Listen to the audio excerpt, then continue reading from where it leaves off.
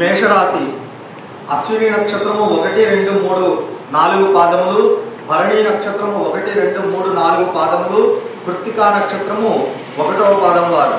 ఆదాయము 2, వ్యయం 14, రాజపూజ్యం 5, అవమానం 7. ఈ రాశి వారికి స్త్రీ పురుషులకు ప్రారంభము లగాయతు శుభాశుభ మిశ్రమముగా ఫలితములు ఉండును.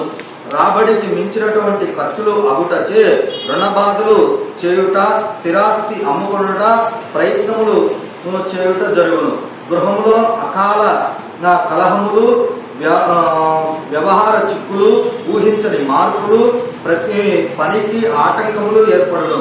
2025 మేలోగా వివాహ ఉపనయనాది శుభకార్యములు నెరవేరుట, కుటుంబము సభ్యులలో మాట పట్టింపులు వచ్చుట, అన్నదమ్ముల మధ్య ఇరుగు పొరుగు వారు విరోధములు, భార్యాబిడ్డలతో సుఖ సౌఖ్యములు లేకపోవుట, చెప్పుకోలేనటువంటి బాధలు, మనశ్శాంతి లేకపోవట జరుగును.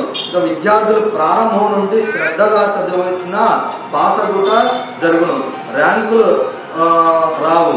విదేశీ ప్రయాణాలు అంతగా అనుకూలించవు. ఉద్యోగస్తులలో ఒత్తిడి ఎక్కువగా జరుగును. వ్యాపారస్తులలో కొన్నాళ్ళు లాభించడంలో కూడా అధికారుల వలన చికాకులు కలుగును. క్రీడారంగం వారికి ఈ సంవత్సరం బాగానే ఉండదు. కాంట్రాక్టర్ల వారికి బిల్లులు పూర్తిగా వసూలగుట కష్టముగా మారును. మేషరాశి వారికి ఈ విధంగా ఉన్నదండి. మేషరాశి వారికి ఈ సంవత్సరం ఏలినాటి శని ప్రారంభమగును. కావున వారి శనికి సంబంధించినటువంటి నియమములు పాటించుట వలన అవన్నీ కూడా తొలగిపోయి సామాన్యంగా ఉండును. స్వస్తి.